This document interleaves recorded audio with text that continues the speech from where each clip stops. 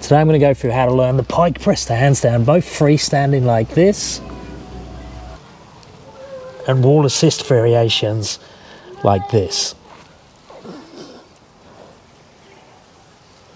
Now obviously for the full pike press to handstand you need to have pretty good pike flexibility. If you can't get your palms on the floor, you're going to struggle to get up with straight legs. You can do some checks. You can sit in this position, see if you can flatten. You should be able to comfortably get hands to the floor here. You can do this as a stretch, as an assessment.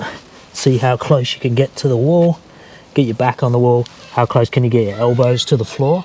And then you can do the start of the press test where we get into this position, legs together. How close can you get the hip to be on top of the hands in that position? So draw a line down from the crease of your hip, see where it comes on your hands. If it's back here somewhere, we can still press, but what it's going to look like is it's going to use a bit more strength like that to get up, because you're going to have to take your shoulders really far forwards over your hands. Now a good place to start training, and also as part of the assessment, is to do eccentrics. Now you could do a freestanding eccentric, and there's two other variations as well. So first of all, the freestanding one, so starting in the handstand, taking the hip backwards into more of a 7 position like a deep tuck, and then just go down as slow as you can. Now ideally hair would go all the way down and show control all the way till your tippy toes touch the floor. Now most people aren't going to be able to do that to start with, and they're going to have a part where they drop and collapse down. But it's worth testing it if your balance is good. If you don't have the balance yet, or you want a little bit more of assistance from the wall, there's 2 variations we can do here. So the slightly harder variation is to kick up to the wall first, come off into a handstand, go back, put the butt on the wall only, and then try and come down. As you get to this point, it's going to be low back, mid back, and then tippy toes ideally. And if that one's too hard, we're just going to commit to the wall a little bit earlier. So you do exactly the same thing. Make sure you turn the hands out.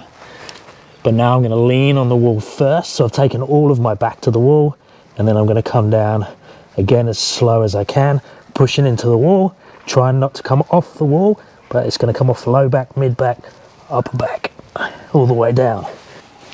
Then we can look at partial range. So looking at the concentric and the eccentric, coming down to a target. Now obviously the height of the target increases is going to make it easier. If it decreases, it makes it harder. So I'd recommend you actually start lower first and then work your way up. Find where you can come off. Now you can use the wall as support if you need to catch the handstand if your handstand at the top isn't that strong. But same thing. So you start with the toes on the box and then try and lift from there. Ideally to freestanding handstand, but if you needed to, you could use the wall for assistance at the top. And then if you can't get up, obviously you just start to raise it up even more. Use a box or something. I wouldn't use P-bars, but that's what I'm demonstrating with now. So it just shows you that at this height, not that height there, get the distance right, obviously to match the legs. Make sure the hip is going over. So hip over from there, and then I press up to either freestanding or use the wall assist if I need to. And then once you've tried both of those things, so can you do an eccentric all the way down and kiss your toes to the floor, whether that's the wall version or the freestanding version? Can you do a partial range up and back down with control at a certain height? Once you have those bits of information, you should be able to put a program together, mainly using those 2 things, but also looking at the strength you need and the flexibility you need to work on to fill your gaps to unlock the press. I'd also recommend you explore the other presses and pick the ones that are easiest for you first.